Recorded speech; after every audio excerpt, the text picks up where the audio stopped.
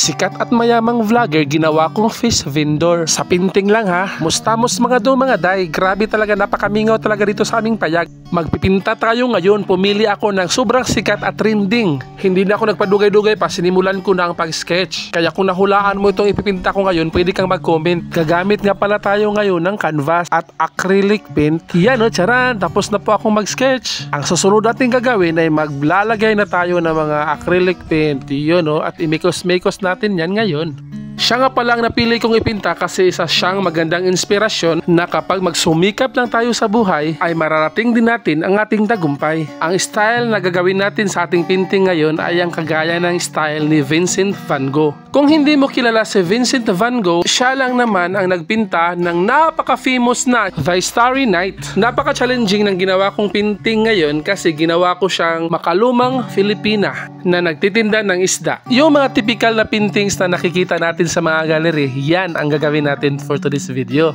Wow! Kung umabot ka sa part na ito, mag-comment ka kung sino ang gusto mong ipapinta na sikat na personalidad at pakishare na rin sa video natin.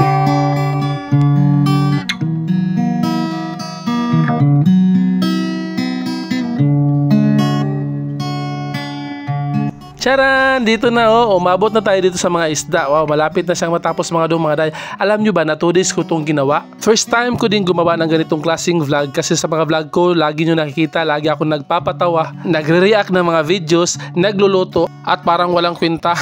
Trivia, first love ko nga pala ang pagpipinta. Yan malapit na po tayong matapos. Sayang, nandito tayo sa bundok nakatira. Kung malapit lang tayo sa Manila, pwede ko itong ibigay sa kanya ng personal. Wow, at bumagay din pala sa kanya yung ganitong kasuotan, no?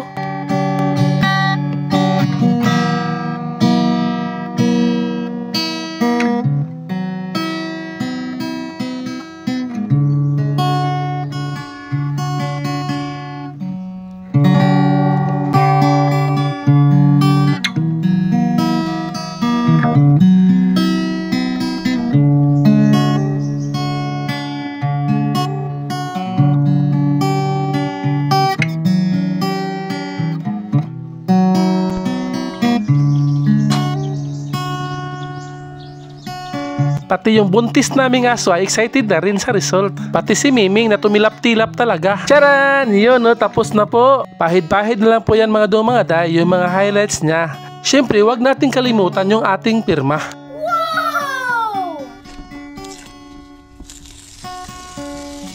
Yan Rosmar. Rosmar. Rosmar lang ang malakas. Wow!